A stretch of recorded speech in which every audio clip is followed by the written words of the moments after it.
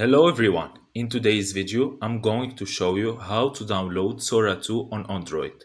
Unfortunately, Sora 2 is not available on iPhone yet.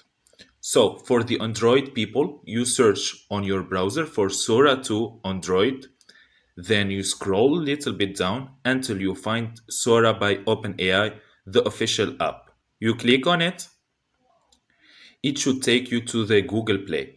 So as you can see, for me, this item isn't available in your country because Sora is only now launched in US. So for US people, you should have the pre-register. So you just click on it and you will be pre-registered for Sora by OpenAI. And when the app is launched, you should be having this app on your mobile. If you find this video helpful, don't forget to like it and subscribe in the channel. Thank you for watching.